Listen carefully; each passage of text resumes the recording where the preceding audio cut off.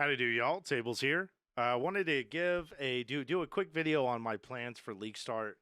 I was thinking about skills that I wanted to use. I thought about lightning tendrils, and I've heard some more or less not so good things. It's a bit clunky with mapping, but it's probably going to be a pretty decent bosser. So ultimately, I decided against it. I thought about Spark, and there's no threshold jewels, so that's probably going to be kind of dookie at the end of the day. Just from a utility standpoint, it's probably not going to feel super good. So we landed on Crackling Lance, which I am very excited about. Now I've also heard this skill is kind of clunky. I've actually never played it myself, so this is going to be a first for me. But I wanted to go through the build, and I'll put the POV down in the links, and let's kind of get into it. I went full crit. We decided to go full crit instead of like elemental overload. We're rocking about 6 million DPS with convergence, of course. 630% multi, 100% crit, 5% or 5.09 cast speed. With a 37 mana cost, we have 233 mana regen. We're running like a pretty much like a max level clarity. We have quite a bit of regen in leech. We should have about 5k life, probably more like 52, 5300. The gear that we have in the POB is um, purposefully like low rolled, just for the sake of realism. Even though it's trade league, like realistically, you're not going to get the GG rare, at least not all the time. We're rocking about 5.66k armor, and that's with a self-fulfilling granite flask. Resistances chaos leaves a little bit to be desired. Full DPS about 6.7, and this is pre-buff, and this is not scaled to like an insane degree. Our masteries, vitality, increased mana reservation efficiency. We're doing 10% increased max life with reduced recovery of life. We're picking the 50 flat life, the full mana reservation node, there's a little crit mastery node here. 25% critical multiplier against unique enemies. Huge, humongous. And then our cast speed node, which gives us another point of max intensity, which is, you know, you have to have it. You absolutely have to have it. And then for our lightning mastery, I chose to not go up here. It's just so many points.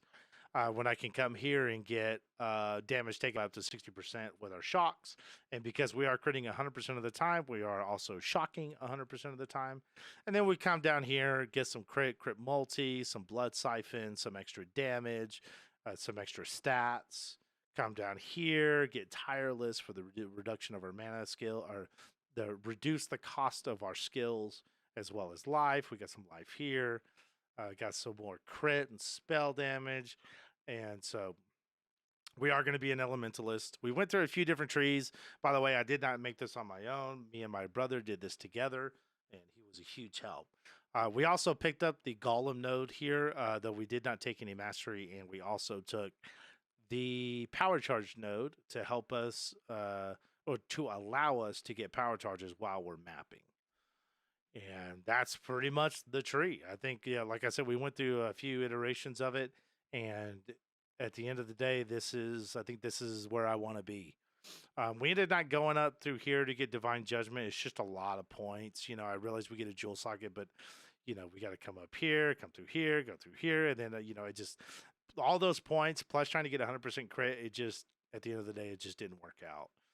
As far as our ascendancy goes, we are going to rock the golems, right? We got 5 golems. And then we are rocking Mastermind of Discord and Heart of Destruction. So this is like, we're not getting Bastion of Elements, so we're going to be a little bit less tanky. And Convergence should be really nice for this build. The Elementalist in general should be very nice for this build. Let's get into the skills. We're running a max level vitality, which you'll understand when we get into the item section. We're only going to do like a base level Orb of Storms, but we are going to run a power charge on critical for bossing, because we don't really have any other way to generate power charges other than this setup right here. And with as much cast speed as we have, casting Orb of Storms here and there it should pretty much be a non-issue. Wave of Conviction with faster casting and our first golem, a Chaos Golem. And then we have Precision, Zealotry, Clarity, and Wrath. And if you are feeling a bit squishy, I would recommend dumping the Zealotry. You're going to lose about a million point one damage, but you're going to gain 90% fizz reduction, which honestly, I may end up doing this myself. I'm probably going to end up leveling with Zealotry, but it might be worth dumping that for Determination. Wrath is going to offer you a lot more than Zealotry does, and being at 97 versus 100, it's not a huge deal. You're still going to be shocking pretty much always. So that's personally what I would do if I was starting to feel squishy. So I'm going to leave it in the POB, and you can pretty much act accordingly to what you feel is necessary. We're going to be running Crackling with added Lightning, Intensify, Inspiration, Spell Echo, and increased critical damage to get our multi as high as humanly possible. And we can probably even get it higher than that with a little bit of a better selection of gear. We're running Flame Dash, Second Wind, Arcane Surge, and Left Click Steel Skin. And then our full golems: Ice Golem, Lightning, Stone, and Flame for increased damage, health regen, cast speed, and crit chance. So this is our setup. We went through a few iterations of it just to kind of fine tune it, and I think this is where I'd like it to stay. Ideally, I would like to have a pseudo 5-link Orb of Storms in the gloves, but I don't know if I can do that. I know I can't, because I want to maximize my Flame Dash, right? I want to do as much as I can with it. Because we are Elementalists, we're not known for being the fastest class, the speediest class. So I really want to get as much out of my Flame Dash as possible. If that means losing some single target, which our damage is already more than fine, so be it. I'm totally fine with that. Now, for our gear, very cut and dry. This is like real base level shit. Profane Wand with crit chance, flat damage to spells, crit multi, +1 to level to all lightning gems, spell damage, very easy peasy.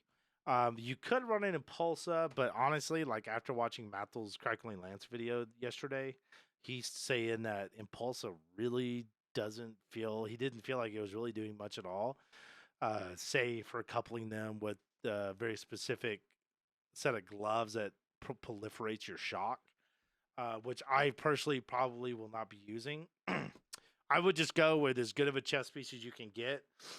Maybe one that increases your base crit, perhaps, or perhaps a dual curse setup, which we could probably get into the mix because it's not too far away, right? We're only talking like 6 points, right? We could dump something somewhere else and get another curse. Now, if you notice, I'm not currently running a curse. My damage is more than fine. I don't really see the need to run a curse when we're already running Wave of Conviction. And you can just start running a curse and or dual curse when you start scaling this upwards of red maps, right? There's quite a few options you can do. Like you can get a Mark of the Shaper, make sure your other diamond ring is an elder, and you're pretty much set, right? That is a ton of damage. Then you could possibly take an energy shield leech node and then get a mod on your ring that increases your damage while you're leeching. I mean, there's a lot of options for you. You could also just go ahead and run an Impulsa, right? Impulsa has a lot of benefit, You're increasing your damage by a considerable amount. The effect of your shock, you're unaffected by shock. Those stats alone would probably be worth using an Impulsa. But to be frank, watching Mathel's video, it doesn't look like the Explode is really even doing too much. And that's also probably because you're dealing so much damage with this skill, right? It's crazy. You're going to need a lot of strength and dex for this build, a lot. And so I've been getting it on my Gate necklace, which is pretty base level. You know, all like I said, all these pieces, they're just life, mana, resist. That's it. That's all we're rocking. A few mods, reduction of mana cost, which is fairly easy to get. But you want to make sure you get in a gate, you're getting strength and excuse me, that should not be a gate. I'm sorry. That should be strength and dexterity. And then one of your suffixes should be whatever you need the most, right? Strength or dexterity. Same thing on your Ghastly Eye Jewel. And try to throw in a damage mod if you can find it. As far as our jewels go, I'll be very impressed if you can get these stats. These are pretty much GG. They're going to be ultra expensive. So get as close to this as you possibly can. We are going to be dual wielding wands. But you're looking for life, cast speed, and multi. If you can find those, you're set. 100%. We're going to be rocking an Anima Stone. That'll get us our 5th Golem, which will be our Chaos Golem, which gives us a lot of our Fizz reduction. And since we're using, you know, all the buffed Ascendancy nodes for Golems, as well as the tree, I mean, we're getting a lot of survivability off of our Golems, right? And then we have our Quicksilver with increased effect. Aziri's Promise, not super expensive, gives us quite a bit of damage and some very much needed chaos resist. Just self-cast it. That's what I'll be doing. Our Granite Flask, self-fulfilling. Every time we get hit, we gain a charge. We get increased armor during Flask effects. And then we orbit with a, you know, use when charges are full. And then it's essentially self-fulfilling. You're never going to have to worry about it. The Diamond Flask, however, is a little bit different. We are running reduced duration, increased effect with an increased critical strike chance during Flask effect, and then we're enkindling it with a 60 to 70% increased effect. So we're getting a lot of crit out of this, and I mean a lot. So if you're good at using flasks, enkindle it with the increased effect. If you're not, use it when charges are full. But no, you're not going to be at 100% crit if you do that. So keep that in mind. Stygian Vise, obviously, this is like a base level 1, nothing special. Ideally, you would want Chaos Resist on this, like to really maximize your efforts for your Chaos Resistance. I mean, I would like to see this build at minimum 40%, but that might be a bit of a stretch. We'll see. Time will tell. I'm currently leveling this right now before the leak hits because I would just want to do a little bit of testing through the axe. And last but not least, well, first off, I would say that Crown of the Inward Eye, Aziri's Promise, and the Anima Stone are probably the 3 must-have uniques. I can't speak to how much Anima Stone is going to be on League Start, but I imagine it's going to be fairly expensive. So just grab it when you can. If I were to run 4 golems instead of 5, I would most likely dump our Lightning Golem in lieu of Chaos because we want to, you know, you can't deal damage when you're dead, right? So that's what I would do personally. And then our last unique, which is probably going to be the hardest to get and the most expensive to get at League Start because it is going to drop off a boss, to my knowledge anyways. And it's probably going to be very difficult to get. We are running 5 power charges, which is more or less why I chose this wand. It's not giving us like an insane amount of damage. If you wanted to, you could just rock a dual rare wand. Or you could rock dual tornado wands if you wanted to. We have enough regen. But with the fact that we're using 5 power charges, by the way, 1 is coming from a corruption on Crown of the Inward Eye, which gives us 1 to maximum power charges. That's our 5th power charge. We are getting a ton of synergy with this wand. You know, multi, crit chance, flat damage, spell damage, block, flat damage, even more flat damage. But we are taking 250 lightning damage per power charge if your skills have dealt a critical strike recently. And you can see in our POB that we are rocking a 250 degen, but we are also life regenning about 618 thanks to Vitality and our Stone Golem. And we also have a fair bit of Leech as well. And yeah, the build should have about 5.3 with like good life rolls, 5.2 K life, quite a bit of armor, and about 1K ES. So that's pretty much the build. I don't know if I spoke on this, but drop Zealotry if you're feeling squishy for determination should help considerably with your survivability. That's part of the reason why I'm testing the build. I kind of want to see what works and kind of what doesn't. But for the most part, this should have almost no issue clearing pretty much everything in the game if you're a good enough player, right? I mean, most of these fights are all mechanic fight. You can do it at, 500,000 DPS or 50 million. As long as you know the fight and you can do it, then you can do it. If you do, 5 million damage is fucking overkill, right? But such is the life of intensity, you get a lot of damage out of it. So this is our build. I'm super, super happy with the way it turned out. And, big thanks to my brother for helping me out and working with me on this. I think we came up with an amazing build. And I will be posting updates when the league drops. We'll be doing updates more or less every day, depending on what my schedule looks like and my power. We're supposed to get a big winter storm here in Texas. So as long as my power doesn't go out, you guys will get updates. If it does, well, we'll see you like Sunday or Monday. Maybe Tuesday. Depends. It seems like when around my area, anytime it rains, I lose power.